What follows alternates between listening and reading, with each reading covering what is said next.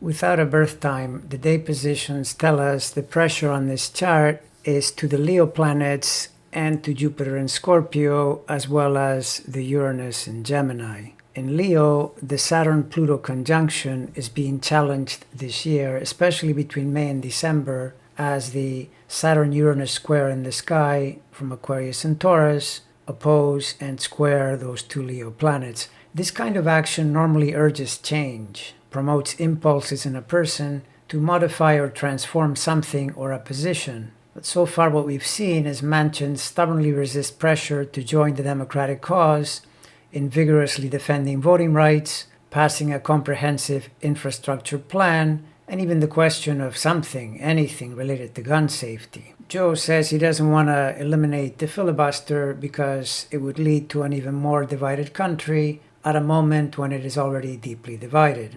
To be fair, I do think he may have a point on the scope of Democratic proposals because parties will often seek change through opening bids that are really high, containing requests that are too far off center, and this is the never-ending problem America has been facing for years. Elections have been really close, and then the party that wins behaves as though they won by a landslide. True, Biden did win in 2020 by 7 million votes, but analysis also shows that as small a swing as 25,000 voters choosing Trump instead of Biden would have given us holy horror of hellish horrors, another 4 years of the Orange Menace. Add to that the fact that many voters chose Republicans for House seats even when they were choosing Biden at the same time, and the final result gave us a 50-50 Senate and a very tiny majority in the House. So if we consider that government consists of separate branches that are supposed to find agreement on things, the Congress situation features such a tight equality of numbers that in a way it's no surprise they can't get anything done. Anyway, to my understanding, that's the best explanation by the numbers for Manchin's reluctance. Do I agree? No, especially on the question of voting rights. However, I also suspect that sooner or later he will at least support a voting rights bill that addresses the most egregious aspects of Republican voter suppression, which should then be enough to make it difficult for them to win in 2022 by cheating. For example, the notion that a state could just reject the result if they didn't like it, which is of course not just completely anti-democratic and total bonkers,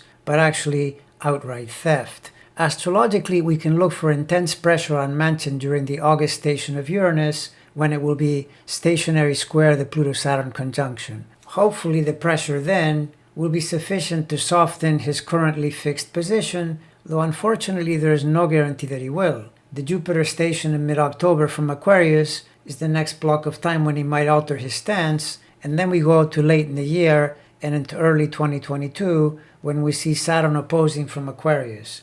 If after all that he's still behaving more like a Republican than a Democrat, then the spring of 22 and into August of 22, by which time we are in the pre-election period, he's going to feel tremendous pressure as Uranus squares Saturn stations opposite his Mercury and Neptune squares his Uranus. Plus, Pluto roaming around the quincunx to those late Leo planets will add to the discomfort he will be feeling. That's a lot of planetary pressure energy, so I would be amazed if he didn't crack, although obviously I would much prefer that it was sooner. But honestly, I'm not holding my breath.